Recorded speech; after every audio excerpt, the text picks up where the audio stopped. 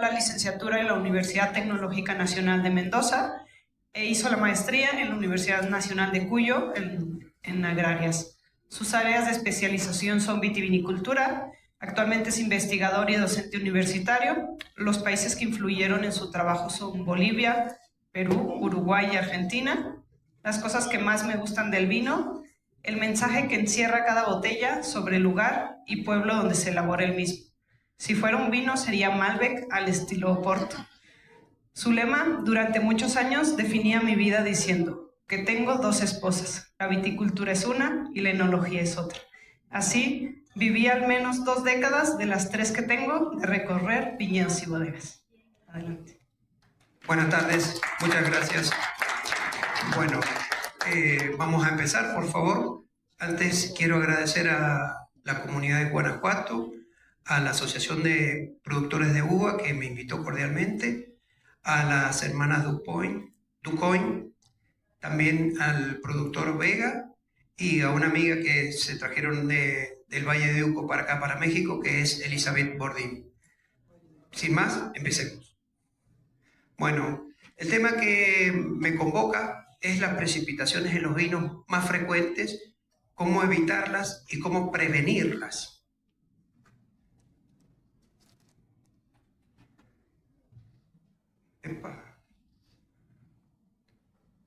Bueno, a baja temperatura, una cosa natural es que precipitan los tartratos. Estamos habituados a eso los enólogos y muy pocos consumidores están habituados a ver esa precipitación. Algunos la confunden con vidrio. Entonces, ¿por qué va a pasar eso? Porque hay 2 iones, el calcio y el potasio, que están presentes en el vino y que en determinadas condiciones de pH, es decir, de la acidez verdadera, de temperatura y del ácido tartárico, se van a combinar y van a precipitar. Puede haber una cocristalización, que es un fenómeno que nos hace difícil determinar de qué tipo de cristal es, porque va a ser tartrato de calcio y a lo mejor hay lactato de potasio. Entonces, los cristales, que para aquellos que hemos estudiado química inorgánica son fáciles de definir, este es tal componente, este es tal otro componente, cuando hay una cocristalización, como que se deforman los cristales, entonces nos hace aún más difícil detectar de qué estamos hablando. Eso hace que nos confundamos los enólogos y decimos, tengo problemas de tartrato de potasio, tengo problemas de tartrato de calcio, y en realidad estoy teniendo una combinación de tartrato de potasio con lactato de calcio.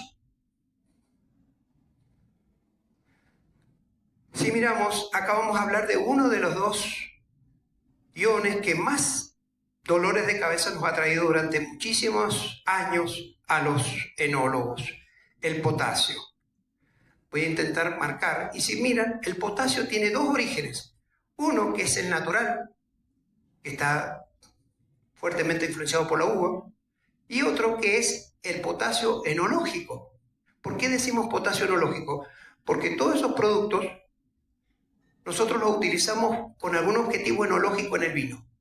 Es decir, bicarbonato de potasio lo usamos para algo, sulfato de potasio, sorbato de potasio, ferrocianuro de potasio.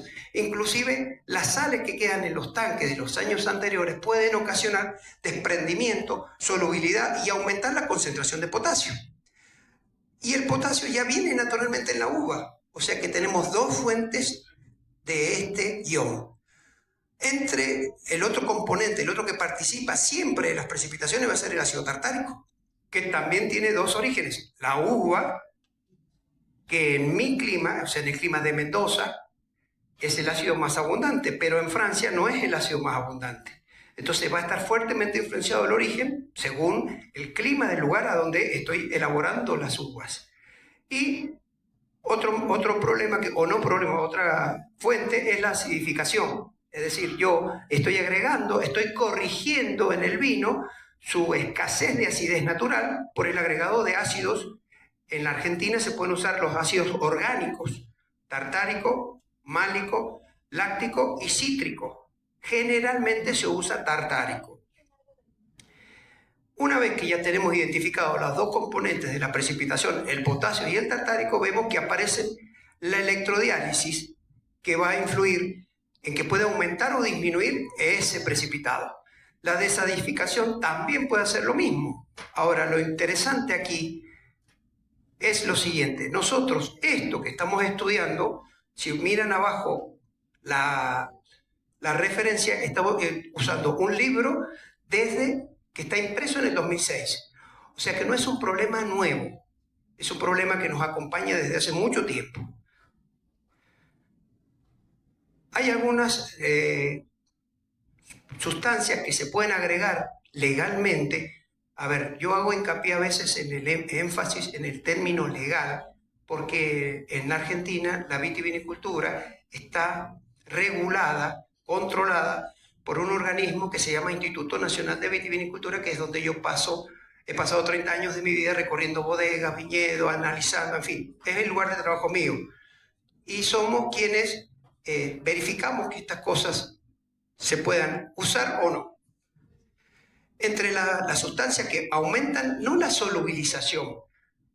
Yo no voy a discutir con Peinot o con Bluin, no voy a ser tan arrogante, pero lo que se aumenta en realidad es el tiempo en el que el potasio y el ácido tartárico van a estar solubles, pero si están las condiciones para que precipite, lo único que estoy haciendo es alargar la vida útil, en vez de 2 meses, 6 meses, 2 años, en fin. Eso se consigue con el agregado, por ejemplo, del ácido metatartárico, algunos coloides protectores, que ya vamos a ver qué son, las manoproteínas, el calor, carboximetilcelulosa. Por otro lado, si nosotros no queremos alargar la solubilidad en el tiempo, lo que tenemos que hacer es precipitarlos. Para precipitarlos tenemos algunos métodos específicos, como puede ser el frío, el tiempo que va a estar el vino en las vasijas, en la pileta, en la bodega. Entonces el frío del invierno va a ser el efecto de que precipite eso que naturalmente va a precipitar. La siembra de bitartrato de potasio y la eliminación de esos coloides. Esas son las formas en las que ya en el 2006 Peinot, Bluin nos estaban indicando que eran las posibles soluciones para la precipitación del bitartrato de potasio. Ahora viene un desafío. Yo dije que el potasio tenía dos orígenes. Uno que era el de la natural de la uva y otro que era el enológico. El natural de la uva, este es el que tenemos que tener presente que es en el que podemos trabajar en el viñedo. Una vez que ya tenemos la uva con alto potasio en la bodega, los enólogos tenemos que hacer todos los artilugios y todas las prácticas enológicas para evitar ese precipitado. Ahora también existe la posibilidad de evitar eso, de evitar la concentración elevada de potasio con un manejo correcto del viñedo. El potasio, vieron que les estuvieron hablando las personas que estuvieron antes que yo sobre los efectos que tenía el cambio climático, sobre el efecto del estrés hídrico. Bueno, el estrés hídrico lo que hace es cerrar estomas. Para cerrar estomas, ¿qué hace la planta? La regulación hídrica de la planta, la apertura y cierre de estomas, participa el potasio. O sea que si yo a la planta la someto a un estrés hídrico porque no la regué, o la someto a un estrés hídrico por olas de calor, que en Mendoza el año pasado fueron 2, pero el año anterior fueron 8. Nosotros en Mendoza le llamamos olas de calor a días, 4 o 5 días con más de 30 grados, 35 grados o más de temperatura, y la temperatura del frío nocturno que no llega a 20 grados. O sea, nos agobia a los mamíferos superiores, imagínense a las plantas. Entonces las plantas se ven en la obligación de regular estomas, de evitar deshidratarse porque el agua se transpira, se evapotranspira. Vamos al otro señor que nos está convocando hoy día, que es el calcio. También proviene de la uva. También tenemos algunas prácticas enológicas que van a aumentar la concentración de calcio. También tenemos el ácido tartárico, en donde hay otra práctica enológica que aumenta la concentración. Si está elevada la concentración del calcio con el ácido tartárico, se multiplica. Recuerden, el producto de solubilidad era la concentración de uno por la concentración de otro. Vamos a suponer que este tiene 3 y este tiene 5. Si el producto de solubilidad es 10, dice 5 por 3, 15. El producto de solubilidad es 10, las otras 5 precipitan. Así de simple, química inorgánica. Entonces, ¿qué sucede con el calcio? Tenemos la electrodiálisis que nos permite disminuir la concentración y también, acá tengo que hacer un paréntesis, ácido DL-tartárico. DL quiere decir que es una mezcla racémica, que están las dos formas del ácido tartárico. Una es natural, siempre está presente en la uva, y la otra no está presente en la uva. Hay países en donde esto está autorizado. De hecho, 2006, Peinot lo pone en su libro. En Argentina no se puede usar. Una vez que ya sabemos los orígenes del calcio y del ácido tartárico, tenemos la situación de que la solubilidad, es decir, el tiempo que va a permanecer soluble el calcio, va a depender del ácido metatartárico y de los coloides protectores, que como la carbosita metilcelulosa lo que hacen es estirar en el tiempo esa solubilidad, pero no van a impedir la precipitación. Hago énfasis teóricamente en esto, porque a veces uno cree que agregando un coloide protector el vino es estable eternamente. No. Y también tengo que hacer posible la precipitación. Fíjese que acá Peinot pone que se usa el frío. El calcio no precipita con frío. No lo corrijo. A lo mejor cuando él escribió esto sí pasaba eso. En la actualidad no pasa eso. ¿Y qué sucede? Tenemos el tiempo que tiene que pasar el vino en la bodega, la siembra del tartrato de calcio para lo que está sobrando en la solubilidad, precipitarlo y eliminar los coloides protectores. Ahora viene otra parte interesante. Ya vimos que el potasio regulaba los estomas. ¿Y qué sucede aquí? El calcio participa en la regulación del pH celular. Ahora, si la hoja tiene que acumular potasio para cerrar estomas, va a variar su pH. Ya el doctor Manuel Pinto Contreras nos enseñaba que en una hoja que no está estresada, que está completa, bien hidratada, que no tiene ningún problema, el pH dentro de la hoja es 6,3. Ahora, ¿qué sucede cuando la planta está estresada? Genera ácido abscísico y el pH va a 7,2. 6,3 es ligeramente ácido. 7,2 es ligeramente alcalino o básico. Entonces, la planta acumuló potasio, aumentó el pH para cerrar estomas. Acumuló calcio porque está estresada. El potasio y el calcio que tiene en exceso lo va a destinar a otros sectores de la planta. no lo puede destinar todo al tronco y a los brazos porque se intoxicaría. Porque si bien son macronutrientes, después de cierto nivel todo nutriente pasa a ser tóxico. Entonces, lamentablemente, la planta se ve en la obligación de destinarlo a las vacuolas de las bayas. A las vacuolas de las bayas. Las vacuolas de las bayas es donde va a tener calcio y potasio, ¿quién? La uva que nosotros estamos recibiendo en nuestra bodega. Las olas de calor y su efecto en la fotosíntesis. Fíjense que nosotros, cuando la ola de calor pasa a los 30-35 grados, si le medimos la temperatura a la canopia, tiene una oscilación entre 5 a 7 grados más que la temperatura a la que estamos midiendo con el termómetro atmosférico. Es decir, que cuando yo tengo 30 grados de temperatura atmosférica, la hoja puede estar a 35. Ahora, lo más interesante acá es lo siguiente. La fotosíntesis, que es lo que a mí me interesa que haga la planta, porque es lo que me va a dar los azúcares y los ácidos con lo que yo voy a hacer el vino, se empieza a inhibir cuando la temperatura pasa a los 35 grados o disminuye drásticamente. En algunas ocasiones se puede detener. O sea que el estrés hídrico o las olas de calor no deberían ir acompañadas en el manejo vitícola para después tener una uva de muy buena calidad para hacer vinos sin tener los inconvenientes que ya vamos a ver que aparecen. Cada variedad tiene una temperatura en la cual se desarrolla en forma óptima.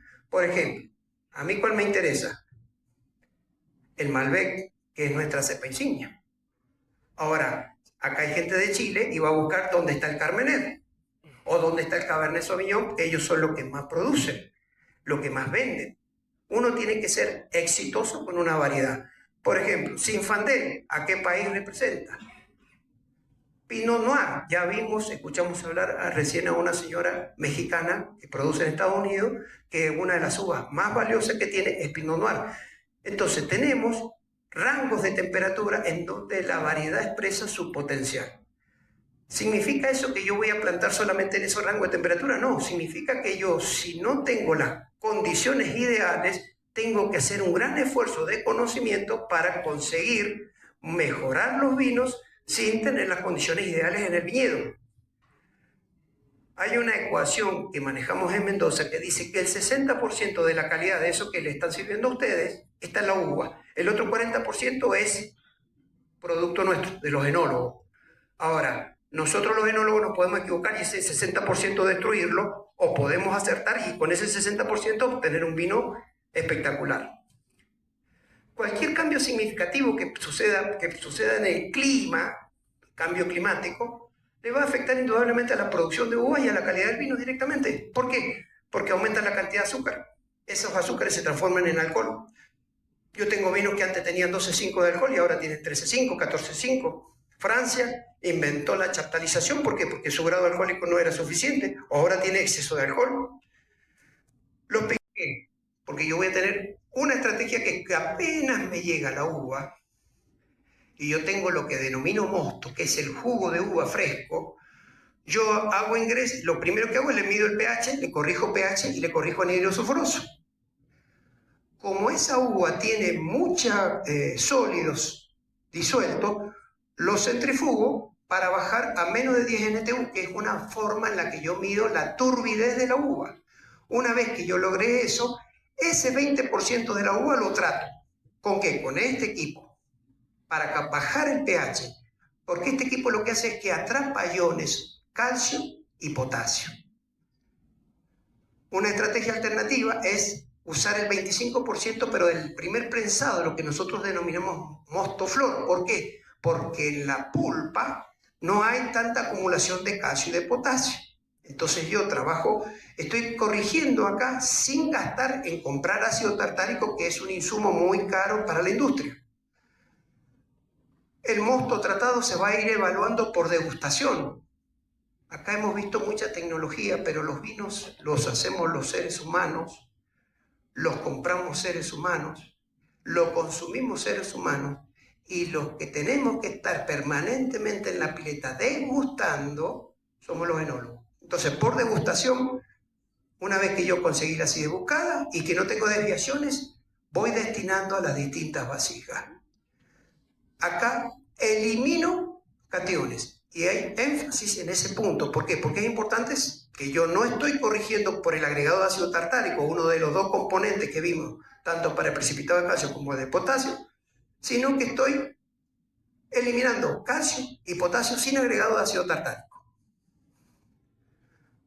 Acá vemos un cristal de un libro y esta es una botella con precipitado real, fotografía tomada por David Cobo, que les habla, de un producto que estaba a la venta. ¿Cuántos de ustedes comprarían eso? Sabiendo que es natural, que somos enólogos, que somos productores de vino. La mayoría no lo compraría. Imagínense un consumidor que solamente dice, a mí me gusta el vino, y ve esto. Probablemente no lo compraría. Acá tenemos otro modelo de del mismo equipo en donde trabaja continuo, porque este equipo que lo que hace es extraer calcio y potasio, después yo tengo que regenerar, es decir, que tengo que usar un ácido fuerte, como es el ácido sulfúrico, para extraer esos iones. Si yo ahora no voy a trabajar con el mosto y voy a trabajar con el vino, en la primera etapa era trabajar con mosto, jugo de uva recién ingresado, la otra alternativa es trabajar el vino final.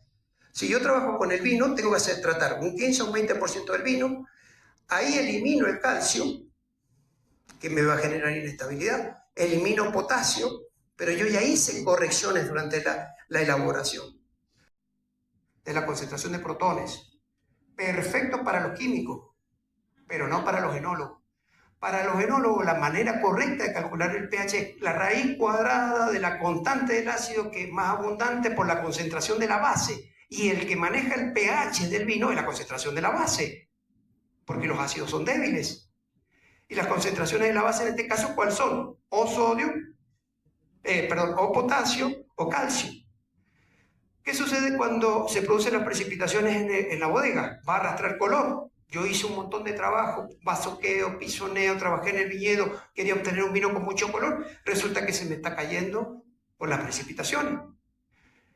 Me va a disminuir un valor que es un parámetro crítico en los parámetros del vino, que es el extracto seco, que no me dice nada, pero me dice si ese vino es tal o cual. Cuando yo hago un análisis del vino, uno de los parámetros que mido es el alcohol, la acidez total, la acidez volátil, y uno dice el extracto seco. El extracto seco me da mucha información sobre cuánto color puede tener, cuánto azúcar puede tener. Entonces hay un montón de información detrás de esa palabra. 1 gramo por litro de acidez total que disminuya debido a la precipitación tartárica me disminuye 2,5 gramos por litro de extracto seco. O sea que mi parámetro estaba en 33, pasó a estar en 30. Va variando. Tengo la suerte de que hago vino acá en México y me compra Alemania. Hago el análisis. Me quedó en 33 el extracto seco. Va en el barco. Se produce la precipitación tartárica. Me lo analizan, me lo mandan de vuelta. Y me lo mandan de vuelta pagando yo todos los costos. Lo he visto. Me ha tocado ir como inspector a la bodega a recepcionar partidas de vino Sauvignon Blanc de grandes bodegas del Valle de Uco, que de Europa las mandaron de vuelta por el precipitado, siendo que es natural. Ahí vemos cómo están los cristales y cómo se van coloreando. O sea que ese color se lo sacaron al vino. Así de simple. Y hay gente que lo ve en el corcho y lo asocia con calidad. Un error. Otros lo asocian con un problema. Otro error. Es un fenómeno natural que no nos debería pasar en la botella, y esa es la estrategia de ver cómo evitamos que estos cristales aparezcan en nuestras botellas. Vamos al caso A. Una bodega de Mendoza que trabaja con 18.200 litros con vino Malbec de una zona de gran producción, la zona este. Entonces somete el mismo vino a distintos métodos de estabilización para ver cuál era el más efectivo. ¿Por qué? Porque es plata. La bodega tiene que ser exitosa vendiendo y al mejor precio y que todos los consumidores queden conformes. El primer método es estabilización por frío. ¿Qué va a suponer? Va a tratar de simular el método natural en donde el vino que pasó varios años en bodega precipitó. Pero yo no tengo muchos años para esperar, tengo que elaborar y vender lo más pronto posible porque mis competidores ya están vendiendo. Entonces, ¿qué se hace? Se consigue llevar el vino impoluto. Al lado está el actual jefe de los inspectores. Ese que está ahí, con unos cuantos años menos, soy yo. Orgulloso al lado de mi amigo que me enseñó un montón de cosas. Era una garantía que este hombre saliera de la bodega y dijera que estaba todo bien. Es una leyenda. Acá a ustedes le llaman a este cantor argentino celebrando una leyenda, ¿cómo que se llama? De Santiago del Estero. Bueno, ¿cómo? Hay un cantor argentino de Santiago del Estero que vive en México, en Miami, no sé cómo le dirán ustedes, que hizo un disco con mucha gente que se llama Celebrando una leyenda. Ya me voy a acordar el nombre.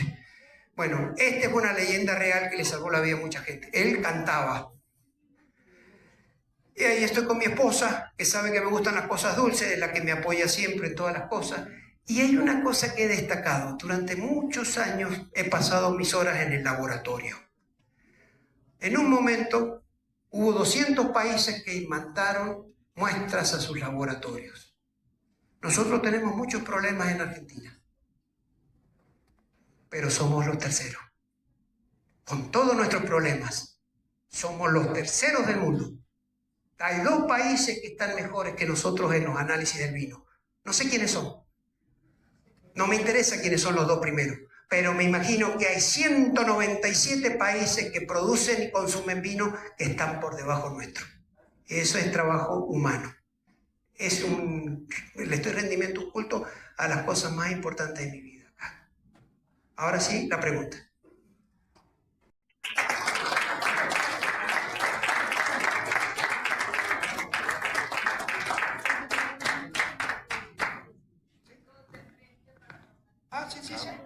Tengo la oportunidad de volver a saludar a David. No tengo ni 20 horas de conocerlo.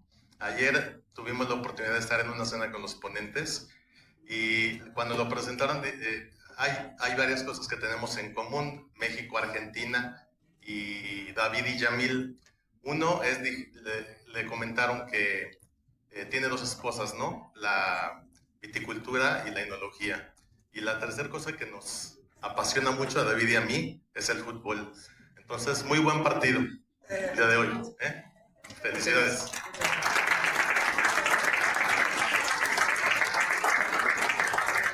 Es un placer porque me he sentido en mi casa. Hay palabras de ustedes que me cuesta entenderlas, hablan más rápido que yo, tienen otra frase, a pesar del Chavo y de Cantinflas y de todo ello que nos han enseñado muchas cosas de ustedes. Quisiera seguir aprendiendo mucho de ustedes. Son un pueblo admirable, son mi pueblo.